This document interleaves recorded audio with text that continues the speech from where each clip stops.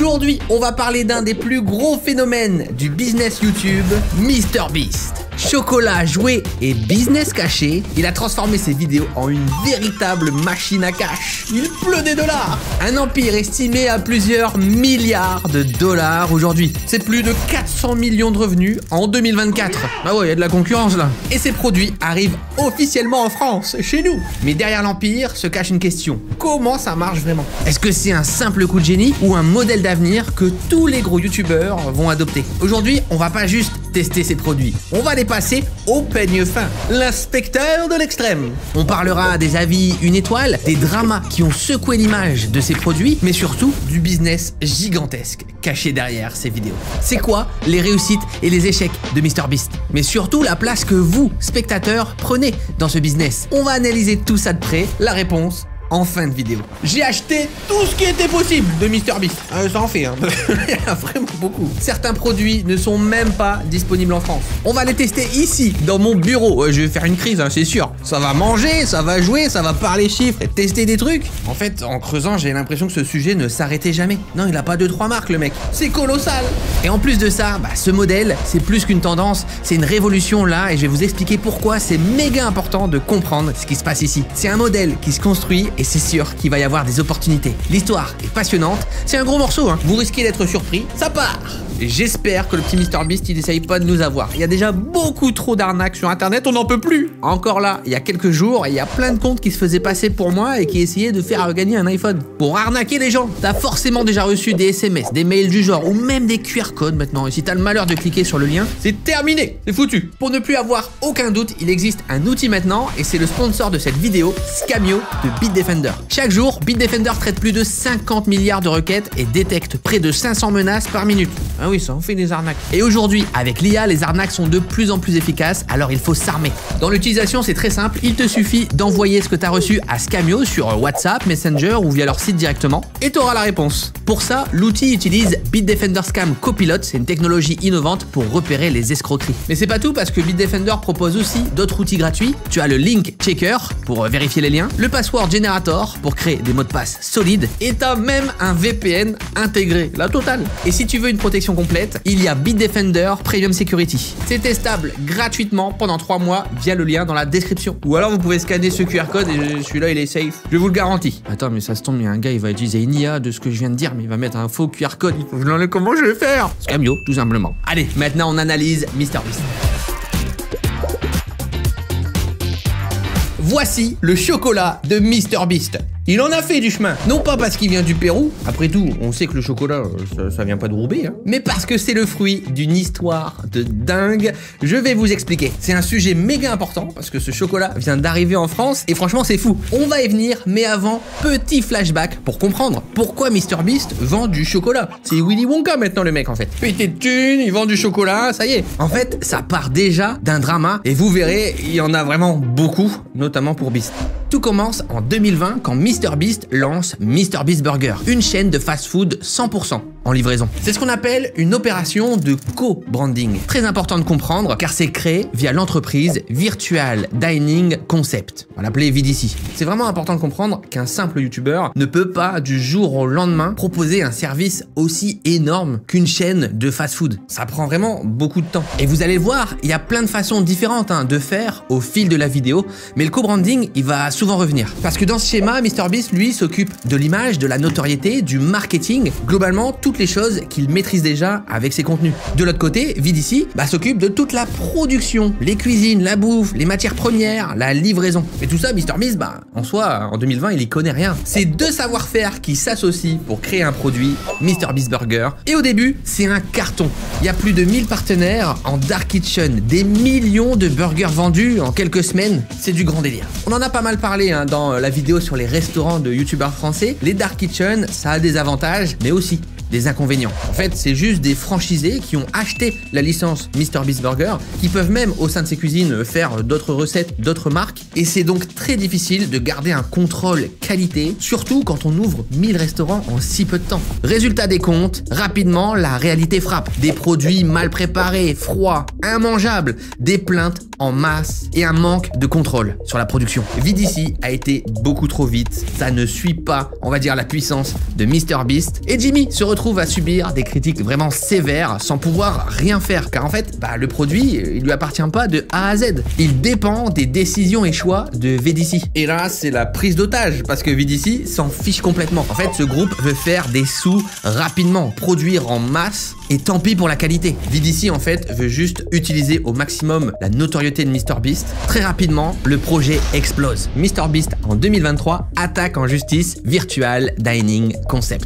Violation de l'accord parce qu'ils ont vendu des burgers sans l'accord de MrBeast. Mauvaise qualité des produits, dégradation de sa réputation. Mais c'est pas tout. VDC contre-attaque en réclamant 100 millions de dollars, estimant que MrBeast cherche à casser le contrat sans justification valable. Clairement là, c'est le cauchemar de tout co-branding, quand ça ne marche plus avec un partenaire indispensable pour faire vivre le projet. Et d'ailleurs, le procès, il est toujours en cours. À ce moment-là, MrBeast prend une décision majeure. Plus jamais je ne mets mon nom sur un produit que je ne contrôle pas. Et voici pourquoi il vend du chocolat Feastable, sa propre marque là de chocolat et de snacks qu'il possède totalement. Cette fois-ci, pas de co-branding. Il développe les recettes, choisit les fournisseurs et contrôle l'image de la marque. Et voilà tout ce que cache cette petite barre de chocolat. C'est un peu la porte de sortie de MrBeast et vous allez voir que le pari, il est plutôt gagnant. Alors attention, mine de rien, encore une fois, même si c'est MrBeast, je veux dire, c'est pas un producteur de chocolat depuis 50 ans. Il est tout nouveau, il est tout jeune. Et donc, pour la production, il passe par des usines partenaires implantées depuis très longtemps, garantissant ainsi la qualité et l'éthique de sa marque, tout en gardant une gestion centralisée. C'est juste impossible au lancement d'avoir sa propre usine, mais c'est clairement la vision à long terme, je pense, de MrBeast. Alors désolé pour cette longue intro, mais qui, je trouve, est passionnante, mais vous allez voir qu'il y aura un impact assez important sur le reste des projets pour mieux comprendre ce qui se passe,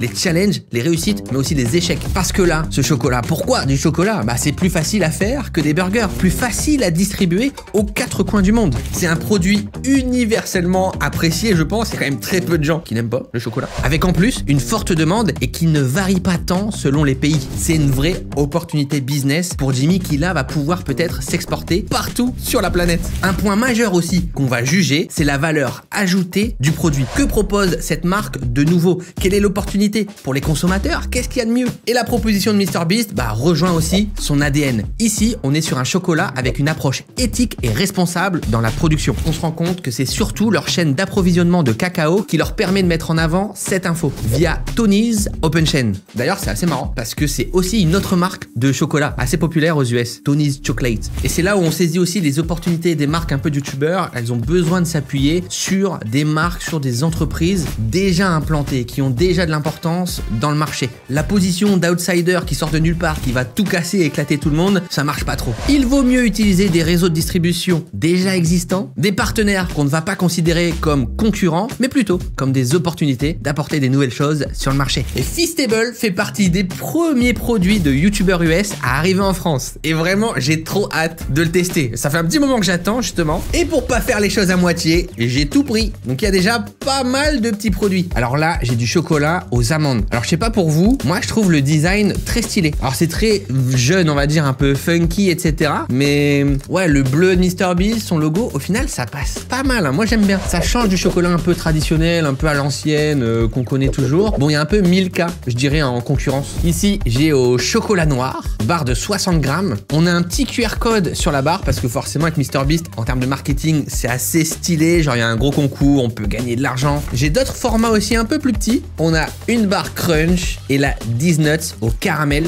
Et j'ai même l'ancien design de Feastable. Et oui, parce que la marque a connu une refonte. Déjà, lancé en janvier 2022, c'est en 2024 que Jimmy revient complètement sur la recette, sur le marketing et même sur le design de ses produits. Positionné comme une alternative plus naturelle aux barres chocolatées traditionnelles industrielles, ces produits contiennent peu d'ingrédients, sans huile de palme et utilisent du chocolat, on va dire, éthique, biologique. Donc c'est des tablettes de petit format pour le moment, de 60 grammes qui sont proposées là en 4 recettes, lait, riz soufflé, beurre de cacahuète et amandes. Et pour être bien accompagné, encore une fois, impossible de faire ça tout seul, en 2021, il recrute Jim Murray, l'ancien PDG de l'entreprise de barres protéinées RX Bar, pour l'aider à concevoir le produit Feastable. Et ensuite, Jim Murray, c'est devenu le cofondateur et PDG de la société. Et oui, ça sort pas de nulle part, tu sors pas une barre de chocolat comme ça tout seul. Bon, dès leur lancement, ça a connu un succès massif aux États-Unis, notamment grâce à la stratégie marketing de Jimmy qui est juste trop fort. On pouvait gagner de l'argent liquide, des voitures ou même dans une vidéo une usine de chocolat. Et là où ça nous intéresse, c'est comment il est arrivé un petit peu en Europe, notamment dans un premier temps en Allemagne et maintenant en France. Il est passé par un contrat de distribution exclusif d'une durée de 6 mois chez Carrefour. C'est intéressant de le savoir parce que techniquement, en France, le chocolat est 65 centimes plus cher qu'aux États-Unis. Ça peut être lié au coût de transfert et d'importation, mais aussi surtout au contrat d'exclusivité de Carrefour. Il y a dû avoir un gros deal entre guillemets derrière parce qu'avoir les chocolats de MrBeast en exclu uniquement chez Carrefour, je pense que ça a un prix. Clairement, la stratégie de Carrefour, c'est d'attirer des consommateurs plus jeunes, ceux qui fréquentent de moins en moins les supermarchés. Et de ce que j'ai pu entendre, c'est un pari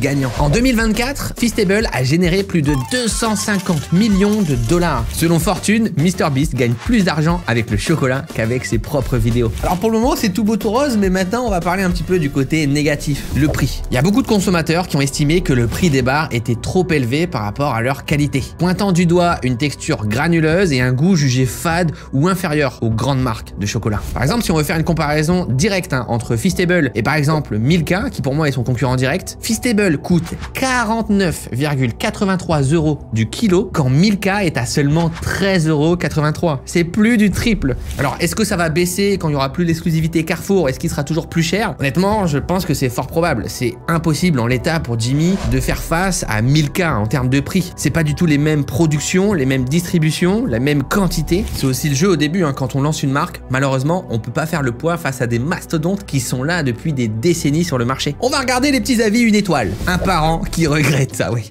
Chocolat infect, les tablettes sont minuscules, à peine plus que la paume de la main. Une étoile. Ah oui, donc lui, il a pris ces petites là, je pense. Effectivement, c'est vrai que c'est petit quand on regarde comme ça. Diego, moche. Ce type vend ce qu'il veut en ligne et la plupart des enfants sont prêts à acheter et à être déçus par des produits laids et chers. Une étoile.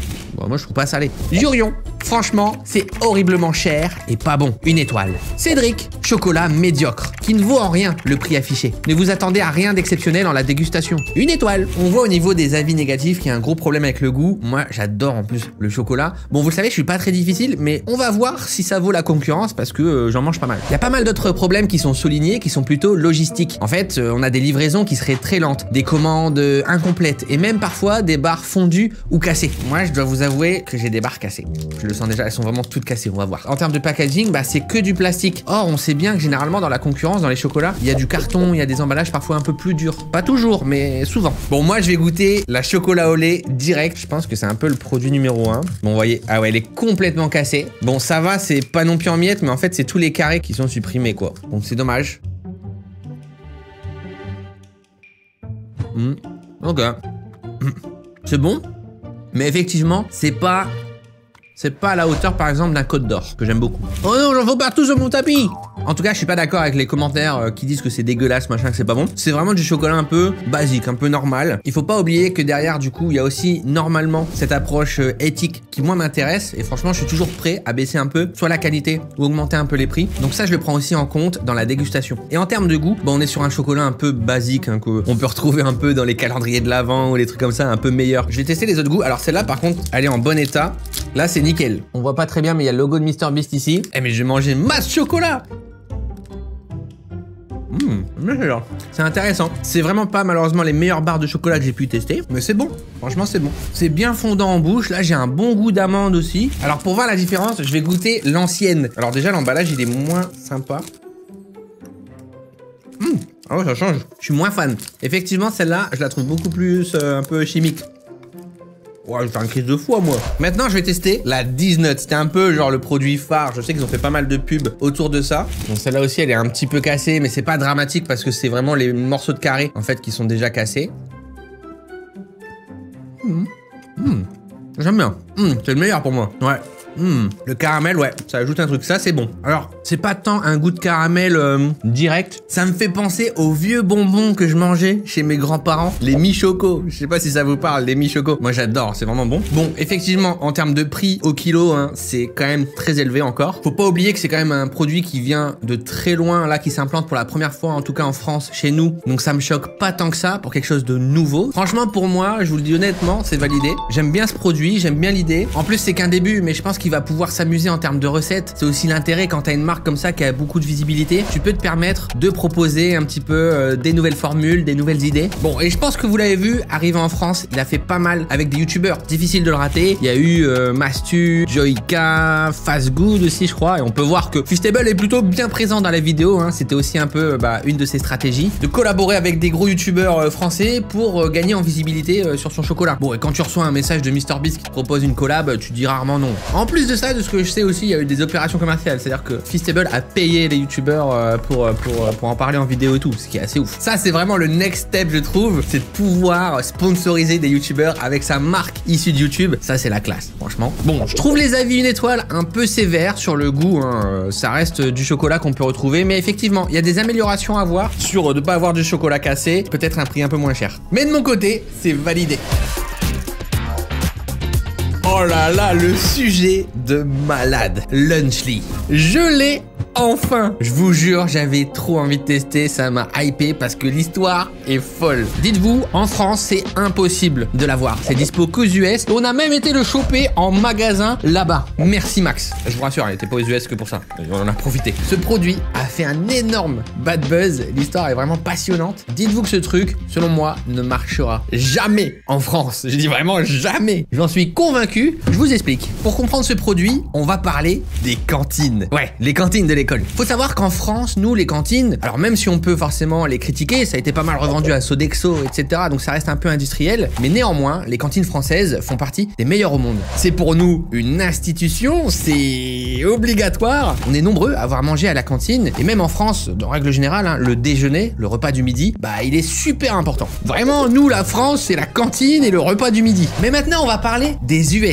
Et déjà, de base, les US, le repas du midi, je vais pas dire qu'il est pas important, mais il est différent. Eux, ils vont vraiment avoir un gros petit déjeuner et le lunch, le repas du midi, c'est plus voilà, pour faire une petite transition, un petit casse-croûte. Ça, c'est déjà, on va dire, dans la culture de base, de pouvoir se faire des sandwichs au midi, etc. Mais ça va encore plus loin que ça si on retrace un peu l'histoire des cantines de l'Amérique. En fait, dans les années 80, suite à des réformes industrielles et à l'évolution du système éducatif, il y a beaucoup d'écoles qui réduisent les cantines, voire même les éliminent totalement. Il y a plus de cantines, les gars, il y a plus de cantoches à l'école. Ça, c'est terrible. Moi, je ne peux pas. Je ne veux pas d'un monde sans cantoche. Et du coup, à ce moment-là, les parents, surtout les familles occupées, vont devoir se tourner vers des solutions pratiques. Des repas préemballés, faciles à emporter dans le sac à dos du gamin et à manger. Et si possible, pas très cher. Et c'est à ce moment-là qu'arrivent les Lunchables. Ce lunch unique aux États-Unis est né de cette nécessité. Des industriels ont flairé le filon et se sont dit, ok, il faut qu'on propose le truc le moins cher possible, le plus efficace, full chimique industriel, Lunchables.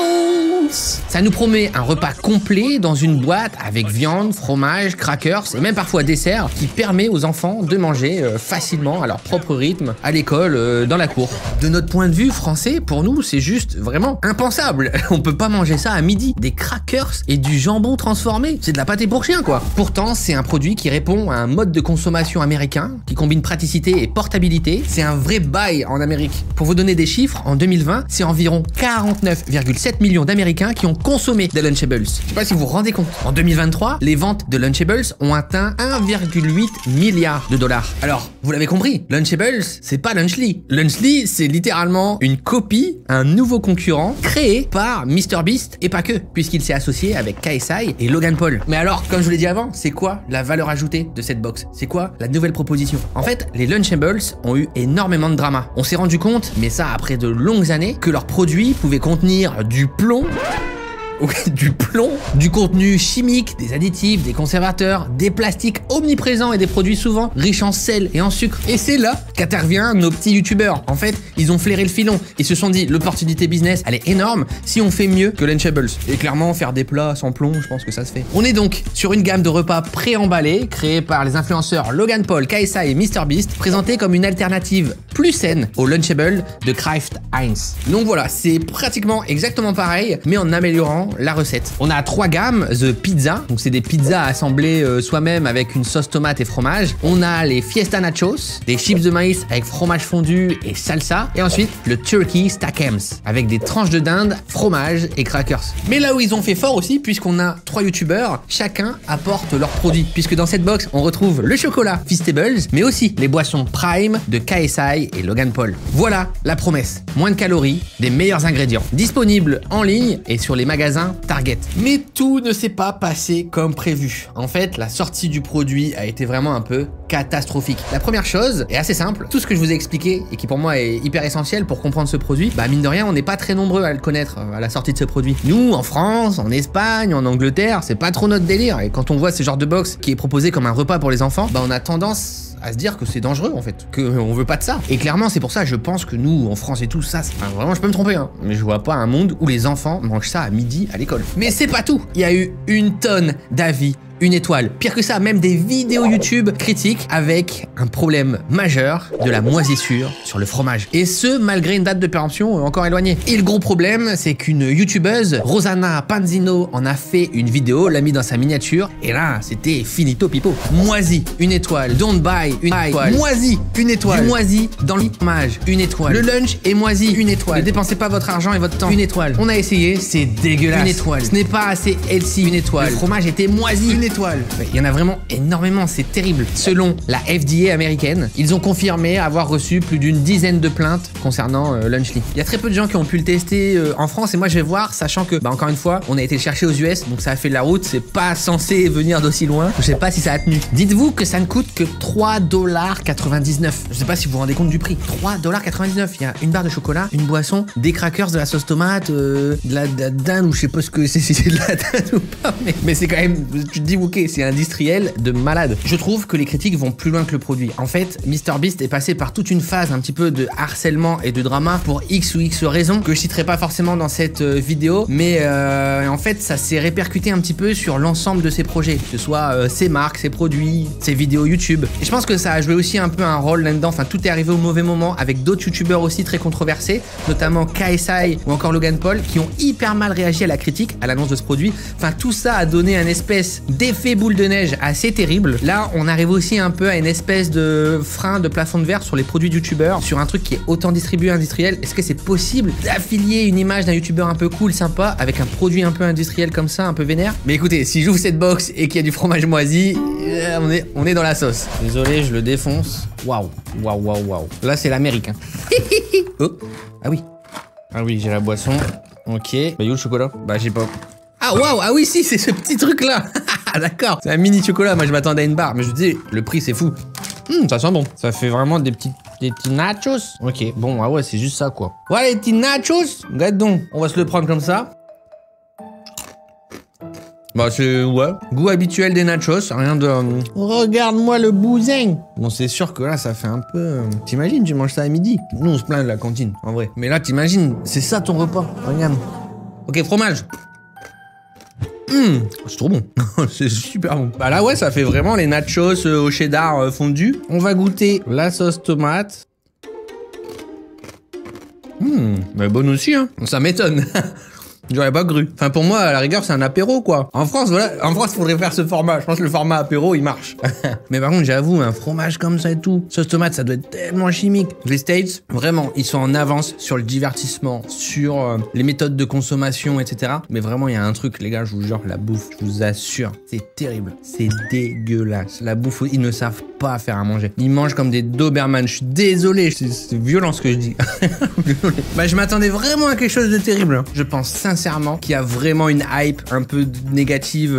Voilà, je dis pas que tout n'est pas justifié, mais je sais qu'il y a beaucoup de gens qui ont critiqué, parfois qui donnent des avis, qui n'ont même pas acheté, qui n'ont même pas le produit. Bon, il faut pas oublier que c'est quand même des aliments transformés. Hein. D'après le docteur Marinov, les articles inclus ne sont pas une source de puissance nutritionnelle. Ça, on va pas manger ça tous les jours. Ça peut peut-être dépanner. Et après, si je creuse un peu, j'ai mon petit chocolat MrBeast, mini format. Oh pardon, j'ai mangé tellement de trucs. Là, le petit Feastable, sympa. Et je pense que ça a été aussi un peu une erreur, mais c'est une des stratégies très à l'américaine. C'est toujours pour sortir un produit, il faut trouver entre guillemets son pire ennemi, son némésis. Ça marche pas mal commercialement et marketingement parlant. Par exemple, vous avez Coca et Pepsi, vous avez Nike et Adidas. Et ça amène une concurrence un petit peu, on va dire, très storytellée, qui fait vendre, qui crée une histoire un peu passionnante. Et MrBeast, il a tendance à le faire pas mal. Par exemple, son chocolat Feastable avait comme némésis Hershey's. Et du coup, dans sa Sa communication, c'était toujours notre chocolat est meilleur que Hershey's, on va les battre, etc. Parce que bah forcément, c'est un petit peu la figure d'autorité dans ce marché-là, c'est le numéro 1. Et là, en fait, bah Lunchly, là où moi je trouve que c'est chaud, c'est que franchement, ils sont trop en frontal avec Lunchables. C'est dangereux, je trouve, parce que déjà dans le nom, c'est pratiquement pareil. Ils ont changé quelques lettres, c'est abusé. Et là, tu t'attaques quand même à une institution. Les gens, ils ont l'habitude de consommer ça, donc ça peut être vu aussi de manière un peu trop opportuniste, un peu trop violente. En mode, on est là pour faire des sous, on veut brasser un max. Et surtout en face, bah c'est justement Lunchables. Les gars, ils sont là depuis des décennies, ils génèrent des milliards. Et tu crois vraiment qu'ils vont rien faire en te voyant débarquer sur leur marché avec un produit pratiquement copié-collé? Pour moi, c'est impensable qu'ils n'aient rien fait pour contrecarrer cette communication. Est-ce que justement, ils étaient tellement sûrs d'eux qu'ils se sont dit ils vont se casser la gueule tout seuls parce que ils vont connaître les problèmes qu'on a connus au début, c'est-à-dire que les recettes, elles vont sortir en moins bon état, il y aura un peu de moisi et on va les laisser se planter et nous on reste irréprochables? Ou est-ce que justement ils ont pas aidé à amplifier un petit peu cette mauvaise communication, ou alors leur mettre des freins dans la distribution? Enfin, tout ça vraiment, ce n'est que des suppositions, mais quoi qu'il en soit, c'est un sacré bras de fer. C'est assez passionnant, moi je trouve, c'est un pari assez fou. C'est comme si demain je m'associais avec des youtubeurs et on crée notre propre saucisson sec. C'est fou, non? En vrai. Bon, moi, mon rêve, ça aurait été faire de l'alcool, continuer le vin ou quoi, mais on n'a plus le droit. Bon, c'est compliqué d'avoir des chiffres sur Lunchly pour le moment, mais je pense que c'est un peu compliqué. Ils sont quand même sur un marché qui continue de s'étendre, ce qui est assez dingue. Ils ont un compte Instagram qui est ultra présent, mais c'est sûr que les ventes se font surtout en magasin. Sur leur site, lunchly.com, on a enregistré environ 61 000 visites en janvier 2025, ce qui représente une diminution de 59% par rapport à décembre 2024. Mais bon, après, leur site, c'est pas trop là où on va. Je pense que les Lunchly, c'est surtout achat en magasin, mais aussi en livraison. Bon, moi malheureusement, je suis pas sûr de valider ce produit, mais c'est plus, on va dire, mon côté français qui fait que j'ai pas envie que mes enfants mangent ça au midi. Voilà, j'ai pas envie que cette culture américaine vienne en France. En tout cas, je tiens à nos cantines. Il y a plein de défauts sur les cantines, il y a tout un sujet aussi passionnant. Et en fait, je vous dis, j'adore ces sujets. Je vous le dis, je passe mes après-midi des fois à regarder des docus sur les cantines, sur la bouffe, sur les produits transformés, etc. Néanmoins, je trouve vraiment bon, au goût, en tout cas. Ouais, du chocolat sur mon clavier. Objet suivant. Bon, après avoir vu Lunchly et ses produits ultra transformés, on pourrait croire que MrBeast ne pense qu'à la thune, le cash. Mais l'autre moitié de son empire est à l'opposé total. C'est Beast Philanthropie. Et ce qu'il fait de cette branche, c'est du jamais vu sur YouTube. C'est une organisation caritative fondée par MrBeast et qui vise à documenter et financer des actions humanitaires. Tous les revenus générés par une chaîne YouTube créée spécialement pour l'occasion sont intégralement reversés à des causes sociales telles que la reconstruction de maisons, les banques alimentaires, l'éducation et plus encore. C'est un projet énorme et qui franchement a l'air d'avoir un gros impact. Rien que la chaîne a plus de 24 millions d'abonnés. Chaque année, c'est plusieurs millions de dollars qui sont reversés à des assos. Parce que ça s'ajoute aussi du coup aux opérations de MrBeast au global, à Feastables aussi. On peut citer en action directe plus de 2,5 millions de kilos de nourriture distribuée, des centaines de puits construits en Afrique. Rien que sur la chaîne, vous pouvez voir les centaines d'opérations qui ont été menées, c'est assez incroyable, en plus de celles disponibles sur sa chaîne principale. C'est vrai que ces dernières années, on a vraiment l'impression que c'est le truc qui l'anime le plus. Il l'a dit, je veux dépenser tout ce que je gagne pour améliorer le monde. C'est là qu'on voit toute l'ambiguïté du personnage, qui est quand même ultra business, mais qui en parallèle agit de malade pour certaines ONG. Alors, est-ce qu'il le fait pour l'image? Peut-être, mais en tout cas, il le fait, et l'impact est réel. Ça a renforcé son image en tant que créateur engagé et altruiste, mais certaines critiques ont été émises concernant l'utilisation de la pauvreté comme un outil de divertissement. Avec ça, moi, je suis pas hyper d'accord. En fait, il mène des actions et il le filme, c'est aussi son taf, il le fait pour inspirer, pour rendre visibles les causes, et aussi pour motiver les gens à rejoindre le mouvement. C'est la réalité du terrain, et franchement, c'est ultra courageux de sa part. Alors oui, c'est sûr, on n'a pas l'habitude de voir ça, et ça peut paraître bizarre d'avoir des concepts YouTube autour, justement, de la philanthropie. Bon, ça fait aussi très américain, mais moi, j'aime beaucoup cette approche. Franchement, tout ce qu'il a réalisé en l'état, c'est assez dingue. Après, il faut faire attention, toujours, avec le syndrome du sauveur et du youtubeur américain qui peut sauver le monde. Mais franchement, je préfère ça que des mecs qui font n'importe quoi et qui vivent uniquement pour eux. Il y en a quand même pas mal sur la plateforme. Il a collecté 33 millions de dollars pour retirer les déchets des océans, planté plus de 24 millions d'arbres, financé 1000 chirurgies oculaires et j'en passe. Ça mériterait aussi tout un sujet. Mais on est là pour parler quand même un peu plus business. MrBeast Lab. Bon, MrBeast le sait, dans son audience, il y a quand même pas mal d'enfants. C'est donc plutôt logique de proposer des jouets. Et ce qui est assez dingue, c'est que c'est pas n'importe quel jouet. Genre, ça aurait pu être des petites figurines, des petites peluches. Mais non, là, on va beaucoup plus loin. Théma, le bousin. MrBeast Lab. C'est quoi ce truc? Ça va très très loin. On est donc sur des figurines à collectionner, mais attention, échantillons qui sont enfermés dans des tubes à essai. Et du coup, pour les libérer, il faut ajouter de l'eau pour déclencher une réaction effervescente. C'est assez drôle, il y a vraiment tout un mécanisme derrière, un gimmick. Il y a toute une gamme Mutators, avec des figurines plus grandes qui changent de couleur lors de l'activation, et les Collector Figures, qui représentent des félins stylisés inspirés du logo de MrBeast. Les prix varient de 4,99$ pour les packs de base à 24,99$ pour les éditions spéciales. Il y a plus de 100 MrBeast Lab Swarms uniques à collectionner. Bon là, j'ai la collection à 40€, j'en ai d'autres aussi. Alors ici, on serait plutôt sur une opération de co-branding, puisqu'on est bien sur les jouets MrBeast Lab by Moose Toys. Et Moose Toys, c'est une entreprise australienne de conception, de développement et de distribution de jouets. Elle a été fondée en 1985 par Brian Hammersfield. Forcément, hein, dans le marché du jouet, à mon avis, il faut de l'expérience et du savoir. C'est un mastodonte qui emploie plus de 600 personnes et distribue ses produits dans plus de 50 pays. Vous connaissez peut-être certaines marques de leurs jouets comme Shopkins, Little Leaf Pets, Grocery Gang, Bedos et Treasure X. J'en connais aucun. Le chiffre d'affaires annuel estimé de Moose Toys s'étend à 1 milliard de dollars. Bon, cette fois-ci, c'est donc un produit qui sera moins au cœur de la stratégie de MrBeast, mais qui est bel et bien là pour être efficace et très rapidement toucher son audience jeune. Et je sais pas pour vous, mais contrairement au chocolat qu'on a vu partout, qui a bombardé, les jouets, on en a moins entendu parler. En fait, ça a carrément été moins explosif que prévu. Juste avant sa sortie, il y a des accusations qui ont éclaté contre certains membres de l'équipe de MrBeast, les accusant d'avoir créé un environnement de travail toxique. Et ça s'étend à l'ensemble de ses projets, hein, aussi bien aux vidéos qu'au chocolat, etc. C'est ce qui peut arriver pour des grosses boîtes, mais des employés qui ont quitté l'entreprise commencent à vouloir l'attaquer en justice et même à sortir des vidéos et à faire pas mal de buzz. C'est le pire timing forcément pour MrBeast parce qu'à ce moment-là, il annonce des jouets, un truc plutôt fun, pas hyper compatible avec l'idée. Résultat, un lancement très discret, sans la promo habituelle sur les réseaux du youtubeur. Face aux critiques, une enquête interne a été menée et plusieurs employés ont été virés. MrBeast a pas trop communiqué sur le sujet, mais en tout cas, certains ont trouvé que le timing de lancement était un peu maladroit vu la situation. Mais à mon avis, avec les accords entre MrBeast et Moose Toys, il fallait absolument le sortir à ce moment-là parce qu'il y a une distribution en magasin aux quatre coins du monde. En fait, tu peux pas trop retarder malheureusement. C'est quoi ce truc? Je me demande vraiment comment ça marche. Bon, on va ouvrir ça. En attendant, il est l'heure de regarder un petit peu les avis une étoile. Winston. En tant que parent, je n'aime vraiment pas ça. Le jouet fait la taille de mon pouce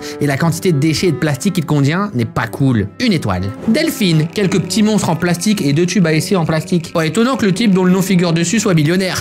Une étoile. Bon, en tout cas, le packaging, c'est un jouet, quoi. On a la photo de MrBeast, une petite figurine. C'est quoi la valeur ajoutée un peu de ce produit? Bon, vous le savez, il y a une vraie hype sur les jouets un petit peu collectibles. Voilà, les figurines qu'on peut collectionner avec des ouvertures un petit peu à l'image des cartes Pokémon. Là où les MrBeast Lab et Swarm proposent quelque chose, c'est que dans l'expérience d'unboxing, il y aurait un petit truc, un petit gimmick un peu rigolo avec une réaction chimique, on ajoute de l'eau, on ajoute des petits trucs, et voilà, ça donne naissance un peu au monstre. C'est du storytelling, mais quand on est enfant, en fait, ça peut être très stylé. Comment ça s'ouvre? Moi, je suis désolé, je vais le défoncer. Hein. Le packaging, il est infernal. Oh, il y a plein de trucs. Waouh, c'est une notice. C'est un couteau. Plus de 30 lumières, sons et réactions. Donc là, ça inclut une figurine et 2 armes. Waouh, c'est quand même stylé, encore une fois, avec la DA de MrBeast, c'est assez ouf de voir un jouet. Alors, comment ça marche? Ouais, expliquez ton histoire. C'est quoi ça? Je veux pas passer le bac, moi.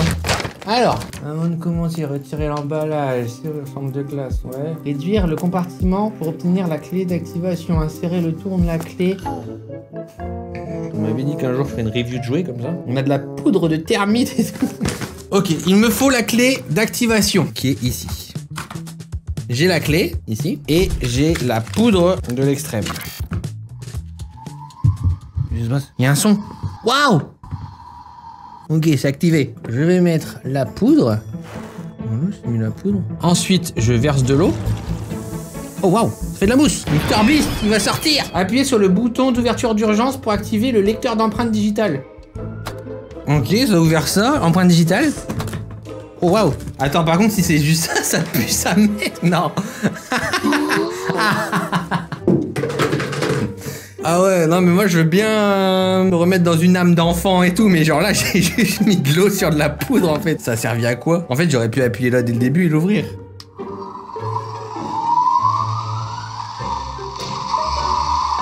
Bon, la figurine elle est sympa, elle est articulée de partout. Je vais lui mettre l'arme.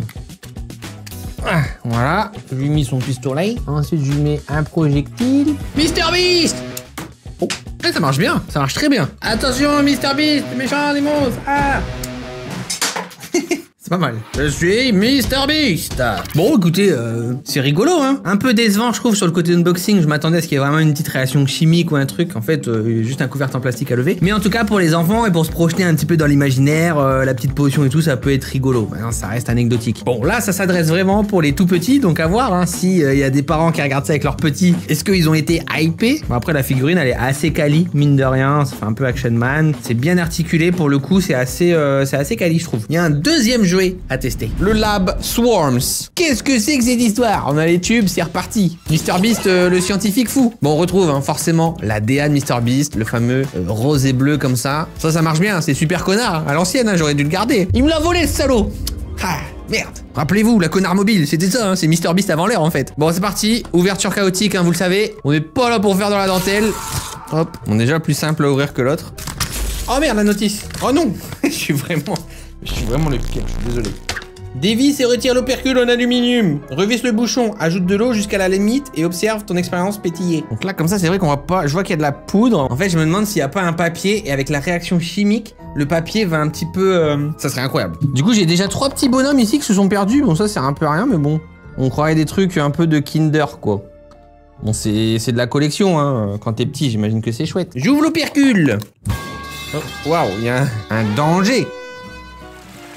Oh my god. Ah! Oh fuck! Mon tapis, lui il souffre, hein, il n'en peut plus. Ok, ça fait de la mousse. Après je vais shake. Alright. Ok, ouais, effectivement, on a un peu de papier comme ça là, tout dégueulasse. Je vais le mettre quand même dans l'eau. Je sais pas. C'est dégueulasse. Attends. Il me faut une assiette. Ok. Oh la purée. Effectivement.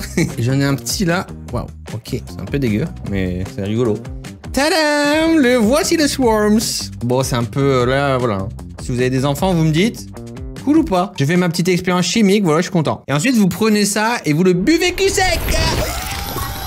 Je rigole, faites pas ça. Alright, c'était cool. Bon, malgré les controverses initiales, MrBeast Lab a connu un succès commercial assez notable. Mutators a décroché la première place des ventes aux États-Unis dans toute la super catégorie figurines d'action pour toute la saison d'automne, août-décembre 2024. Ils ont remporté aussi le prix de la propriété la plus performante de l'année pour les figurines d'action aux European Toy Awards 2024 de Circana. Un autre prix encore avec les Circana Global Toy Industry Performance Awards. Et en février 2025, une série animée basée sur les jouets a été annoncé en collaboration avec Stupid Buddy Studios. C'est quand même un truc de ouf. Il y a eu pas mal de petites pubs que je trouve méga stylées quand même. Ça me fait penser vraiment à l'ancienne, les petites pubs de jouets. Et là, on sent que c'est quand même un gros projet en collab. Hein. Pour le moment, il n'y a aucune image officielle ni bande-annonce pour la série animée MrBeast Lab. Mais il y a déjà pas mal de pubs qui donnent un petit peu, on va dire, le mood. Et on retrouve forcément un petit peu l'ADN des jouets. C'est assez incroyable. Ça peut aller vraiment très loin. Bon, on le sait, le marché des jouets, c'est une opportunité aussi immense pour Jimmy. Pour le coup, je trouve que c'est de bonne qualité, c'est assez gros, assez impactant, il y a des bruits, il y a des petits trucs rigolos à faire pour les enfants. Les prix semblent être dans une fourchette comparable à celle d'autres produits similaires sur le marché. Moi franchement je trouve ça plutôt cool, enfin je me dis que mes enfants pourraient jouer avec ça. Grâce à cette collaboration et forcément à l'accès à la production et à la distribution de Most Toys, visiblement ça se passe plutôt bien pour MrBeast. En fait, l'entité commerciale qui englobe les diverses activités qu'on a pu voir, que ce soit le chocolat avec Feastables, Lunchly avec les aliments emballés et maintenant MrBeast Labs, les jouets, l'entreprise a généré environ 473 millions de dollars de revenus en 2024 avec des projections atteignant 899 millions de dollars pour 2025. C'est vraiment colossal pour quelque chose qui a débuté il y a très peu de temps. Et c'est super intéressant parce que ce combo entre marque pure, création d'entreprise de zéro, mais aussi co-branding sur des sujets un petit peu plus mainstream comme les jouets, ça a l'air d'être un pari gagnant. Bon, c'est des estimations, mais concrètement, par exemple, les jouets auraient généré plus de 65 millions de dollars de ventes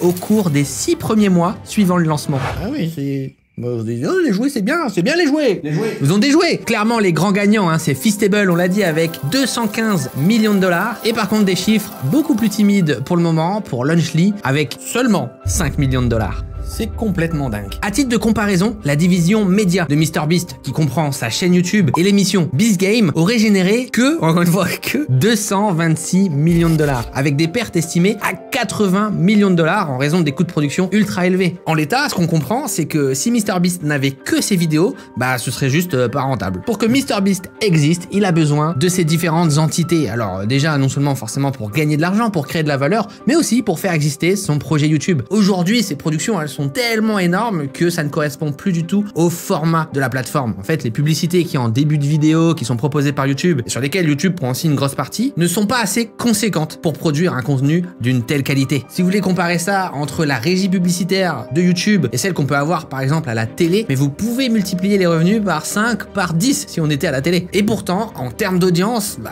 j'ai envie de vous dire, techniquement, YouTube a dépassé la télé l'année passée. Bon, ça mériterait aussi tout un gros sujet, mais on comprend bien qu'aujourd'hui, les marques sont indispensables si on veut continuer à faire évoluer la creator economy. Pour ça, MrBeast est un cas vraiment hyper intéressant et hyper pertinent. Il fait clairement partie de ceux qui font évoluer le business et surtout, bah, au final, les vidéos. C'est franchement hyper impressionnant. Bon, forcément, on n'est pas crédule, hein, on s'en doutait, mais je pense qu'il y a un vrai enjeu de peut-être sensibiliser un peu et échanger sur ces sujets business de gros projets, parce qu'on a souvent l'impression que les gens ne voient ça que comme un moyen de vite gagner de l'argent et de s'enrichir. La réalité, elle est quand même beaucoup plus nuancée que ça. Alors attention, hein, MrBeast, il est très bien, vraiment. Les estimations sont déjà à plusieurs milliards le concernant, mais je pense que techniquement, c'est pas encore le cas, hein, mais il va devenir le premier youtubeur milliardaire. Alors, il l'est déjà en termes d'estimation, l'ensemble de ses projets, de sa chaîne, etc. vaut plusieurs milliards, mais comme c'est son image et sa chaîne, il pourra pas vraiment la vendre. Mais il y a un jour où je pense qu'il aura véritablement 1 milliard techniquement sur ses comptes bancaires. Ce sera le premier youtubeur milliardaire. Sauf s'il y a un énorme bad buzz ou qui fail ou quoi, mais en tout cas, je pense que oui, ça va arriver. Il y a un jour où ce sera annoncé partout, il y aura un youtubeur milliardaire.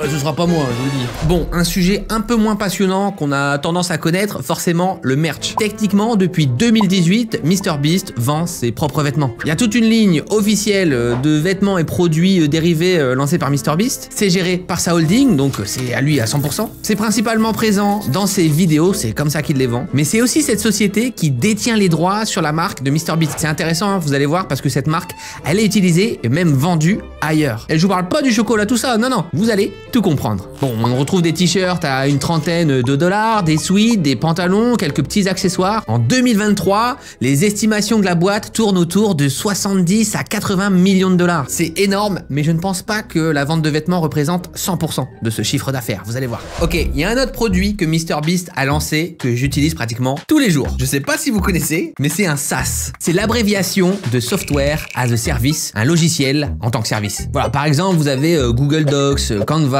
Notion. C'est un logiciel que tu n'achètes pas une seule fois, hein, mais que tu utilises en ligne avec souvent un abonnement mensuel. Tu installes rien, tu te connectes via ton navigateur et tout est stocké dans le cloud. Tu payes pour l'usage, en gros. Et là, l'usage, c'est quoi? La data YouTube. Ce SaaS, c'est ViewStats. C'est une plateforme d'analyse de performance sur YouTube développée à l'initiative de MrBeast et de ses équipes techniques. Et c'est un véritable outil indispensable pour tous les créateurs de contenu vraiment investis. Je vais vous expliquer ça juste après, mais c'est important de comprendre que MrBeast, en fait, il évolue aussi au sein de son marché, hein, la creator economy. Sur YouTube, il se passe pas mal de choses, que ce soit vraiment devant les caméras, mais encore derrière, avec toutes les agences, les boîtes qui sont en train de construire l'avenir de ce marché. Un des piliers de notre économie, forcément, c'est le marketing d'influence. En gros, les opérations commerciales, les sponsors. Et ça, MrBeast, depuis 2019, il est vachement impliqué là-dedans, notamment via l'agence Night Media. Et quand t'es MrBeast, bah t'as un très gros impact là-dedans. Moi, par exemple, j'ai ma propre agence aussi depuis de longues années. Peut-être qu'un jour j'en parlerai, mais en attendant, MrBeast, lui, c'était pas vraiment son agence, mais il avait une des collaborations les plus emblématiques de l'économie des créateurs avec Night Media. En fait, il collabore avec cette boîte pour structurer les partenariats, organiser les projets commerciaux, construire un empire autour de ses créations, et ça aussi avec plein d'autres youtubeurs. Et pendant plus de 5 ans, MrBeast a collaboré avec Night Media, mais l'opération a cessé en 2024. En fait, MrBeast, il n'était pas actionnaire de la boîte, ils étaient juste en collaboration, il avait besoin de reprendre le contrôle contrôle sur tous ces sujets. Et là, quand tu maîtrises pas la boîte, bah, c'est juste pas possible. On l'a vu hein, avec VDC. On va dire qu'ils se sont un petit peu frités, mais pas trop quand même. Parce que justement, maintenant, après cette rupture, MrBeast a collaboré avec Colin and Samir, mais aussi du coup, des investisseurs liés à Night Media pour créer ce fameux Viewstat. Vous le savez, la data, c'est le nerf de la guerre. Et là, MrBeast, il a fait un move de malade. Quelques mois après son lancement, Viewstat compterait déjà plus de 500 000 créateurs inscrits. Alors c'est quoi l'intérêt? À quoi ça sert? Bah nous de notre côté, c'est une interface qui est vraiment hyper efficace, que moi j'utilise beaucoup. J'ai un petit add-on ici directement qui va analyser un petit peu ma chaîne, mes performances, voir ce qui fonctionne, ce qui fonctionne pas. Le comparer avec d'autres vidéos, avec d'autres chaînes. J'ai un site qui me permet de voir un petit peu des tendances, des titres, des miniatures. C'est vraiment un outil incroyable quand on est sur YouTube. On peut y avoir des conseils sur la structure de vidéo, les tendances de format, l'évolution d'un créateur au fil du temps. Alors pour nous, l'intérêt forcément, c'est de mieux travailler, mais pour MrBeast, encore une fois, il y gagne sur tous les plans. Déjà, son service risque d'évoluer, de devenir une véritable marketplace à l'avenir. Il a un contrôle total aussi sur les prix, sur les publicités, sur ce qu'il peut recommander. Mais surtout, à la fin, le deuxième avantage, c'est qu'il a un tracking de la data absolument phénoménal. Là, il a une vision un petit peu sur tout ce qui se passe sur YouTube et c'est sûr qu'il l'utilise personnellement. Alors à mon avis, il doit avoir un niveau d'information que moi j'ai pas, mais en quelques clics désormais, puisqu'en plus c'est avec ses équipes internes, il est capable de savoir ce qui est en train de buzzer actuellement, ce qui marche le mieux à l'international, sur d'autres chaînes. Le gars a un maxi radar sur le YouTube game, c'est juste incroyable. Et on n'a pas trop le choix parce que son truc est vraiment bien. Et puis bon, tout le monde ne veut pas devenir MrBeast, moi je lui laisse la place, y a pas de souci. Bon, on est pratiquement à 480 $ par an pour l'accès premium, hein, bien sûr, qui nous donne accès aux 3/4 des trucs les plus intéressants. Bon, pour le moment, je pense que ça génère quelques millions de dollars hein, au max, mais clairement les perspectives d'évolution sont assez folles. Je sais pas si on se rend compte à quel point il est partout. Son équipe est juste trop forte, c'est incroyable. Et ça qui est vraiment intéressant d'observer aussi à travers cette vidéo, c'est l'emprise tentaculaire qu'a l'empire MrBeast sur toute son économie, sur tout son environnement. Et c'est vraiment comme ça qu'on crée un empire, hein. Il a un pied un peu partout. Il a très vite compris que son influence ne s'arrêtait pas à simplement ses vidéos. Rien qu'à mon échelle, MrBeast a quand même un gros impact dans mon travail quotidien. Bon, et maintenant, on va reparler de la marque MrBeast. Je parle bien de la marque déposée, vous le savez, détenue par sa holding qui en soi vend des vêtements. Cette marque, elle a été vendue à d'autres groupes. Il y a eu pas mal de collaborations, notamment dans le jeu vidéo. Vous l'avez sans doute vu passer dans Fortnite. En décembre 2022, Fortnite et MrBeast s'unissent pour un événement hors norme. This is the craziest Fortnite tournament ever, and it's your job to survive as long as you can to win. C'est pas juste une petite collab, mais un véritable défi mondial. Avec à la clé quand même $1 million. Bon, vous avez pas mal de communication sur internet, concrètement, vous avez la création d'une map et un nouveau skin dans Fortnite. C'est un événement majeur, gratuit, ouvert à tout le monde. Et pour Fortnite, c'est l'occasion de faire venir des nouveaux joueurs, aussi les fans de MrBeast et gagner en notoriété. Et côté MrBeast, il y a deux enjeux majeurs, je pense. La première, forcément, un chèque à la clé. Je pense que ça rapporte pas mal, notamment avec Fortnite. Vous ne le savez peut-être pas, mais certaines maps de Fortnite, c'est-à-dire quand on crée juste une map qu'on propose dans le jeu, peut ramener plusieurs millions de dollars par mois, si vraiment elle cartonne. Et cartonner pour MrBeast, c'est pas trop dur. Vous avez le revenu share sur l'achat de skins. En gros, quand vous achetez ce skin, MrBeast peut toucher un pourcentage sur les ventes. Et surtout, avec la vente de son IP, avec sa map, son logo, son nom, je peux vous dire qu'il y a une pluie de dollars derrière ce deal. Mais plus en coulisses, il y a un deuxième enjeu pour MrBeast, sa présence dans le monde du jeu vidéo. Il l'a déjà fait avec sa chaîne MrBeast Gaming. Alors, est-ce que ça va être avec un studio et des jeux à part entière ou alors plutôt des collaborations? Le jeu vidéo, ça reste un moyen de faire quand même beaucoup d'argent et c'est sûr que MrBeast va vouloir prendre le virage. Et c'est pas les seuls, il y a aussi Stumble Guys. Vous reconnaissez sans doute ce jeu, il y a une collaboration avec MrBeast qui a tout cassé. Hey guys, I just created my craziest challenge yet in Stumble Guys. En intégrant son personnage, son skin, mais aussi ses maps, les téléchargements hebdomadaires ont bondi de plus de 300% dès la première semaine, avec un pic à plus de 2 millions de joueurs actifs quotidiens. Alors tout n'a pas été rose dans ces collaborations, notamment une monétisation agressive du Battle Pass, mais ça reste au global de très belles opérations pour la marque Beast. Mais c'est pas tout, un autre jeu majeur, Roblox, et il n'y échappe pas. À la fin de l'année 2024, MrBeast a fait son entrée dans l'univers Roblox. Les maps estampillées MrBeast cumulent plus de 50 millions de visites, c'est juste colossal. Il faut savoir que Roblox Corporation, c'est un mastodonte du jeu vidéo valorisé à plus de 25 milliards de dollars. Alors avoir une map qui cartonne sur ce jeu génère des revenus. Ça, c'est encore un énorme business que peut-être on pourra aborder une prochaine fois, comprenez juste. juste que c'est le jackpot. Mais là, MrBeast, carrément, il fait un triplé. On reprend le petit duo gagnant. Je prends mon petit chèque déjà pour la vente de mon IP. 2. Je fais exister ma marque dans l'horizon du gaming et je prépare un petit peu le terrain. Et 3. En plus de ça, ça a fait la promotion de son show vendu chez Amazon Prime. Eh ouais, l'événement en fait était là pour promouvoir Beast Games. I spent over a year trying to make the best competition show ever, and I promise you'll like it. Go watch Beast Games right now on Prime Video. Le gars ne s'arrête pas, vraiment, c'est zinzin. En mars 2024, il annonce un projet de très grande ampleur, une émission intitulée Beast Games. Développée en partenariat avec Amazon Prime Video, c'est un projet décrit comme le plus grand jeu télévisé jamais produit sur Internet. Start the timer! À la clé, un prix de 5 millions de dollars pour le gagnant. Le budget de production de l'émission est estimé à plus de 100 millions de dollars, qui en fait l'un des shows non scénarisés les plus chers de l'histoire du divertissement. À ça, on peut ajouter plus de 30 millions de dollars de marketing débloqués par Amazon. On a une stratégie de teasing absolument incroyable sur la chaîne de MrBeast, sur les réseaux sociaux, sur TikTok. Et malgré tout ça, le projet n'est pas rentable. We spent way too much money on it. I lost tens of millions of dollars on that show.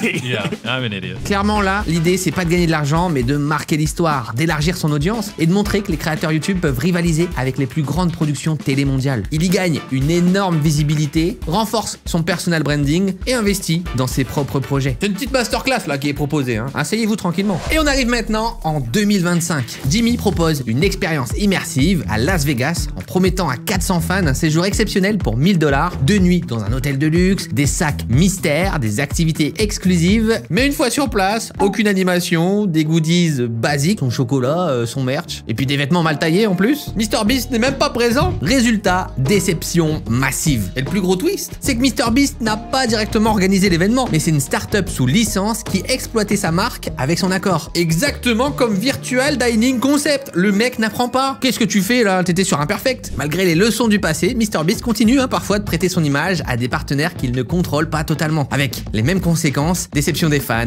mauvaise presse et excuses en urgence. Mais la question reste, pourra-t-il un jour complètement garder la main sur ce qu'il signe? Bon, on a fait le tour des plus gros sujets. En 2025, l'ambition de Jimmy prend une nouvelle dimension avec la création de Beast Industries, une holding visant à étendre son influence au-delà de YouTube. Dites-vous que cette entité, aujourd'hui, elle est valorisée à plus de 5 milliards de dollars. Et pour aller encore plus loin, il envisage de diversifier ses activités dans des secteurs tels que l'animation, le jeu vidéo, les jouets et les produits de consommation. C'est un empire qui est fondé sur votre attention, votre confiance aussi, et on a vu des réussites comme Feastables qui a cartonné aux USA, mais aussi des ratés, des pas de buzz, des procès, et surtout une vérité intéressante, dès qu'il ne contrôle pas tout, ça dérape. MrBeast, c'est plus juste un créateur, c'est une multinationale à lui tout seul, le premier youtubeur multimilliardaire qui ne vend plus juste du contenu, mais bien une vision. Mais est-ce qu'on achète les bons produits ou juste la vision qui va avec? À vous de trancher en commentaire. J'espère que cette vidéo vous a plu, c'était vraiment passionnant, j'avais envie de vous donner un petit peu mes avis et mon analyse perso de créateur de contenu, parce que voir ça, ça m'intrigue, c'est pas forcément ma vision et le chemin que j'ai envie de prendre, mais néanmoins, ça a un impact hyper fort sur la plateforme qu'on connaît depuis toujours, YouTube. Et vous le verrez que ça va donner des idées à certains. En tout cas, n'hésitez pas à laisser un petit pouce, un petit commentaire. Un énorme merci à Bitdefender d'avoir sponsorisé la vidéo. N'oubliez pas de tester Scamio. Et vous avez l'offre aussi gratuite pendant 3 mois avec le Bitdefender Premium Security. Foncez, on se retrouve pour une prochaine vidéo. À bientôt!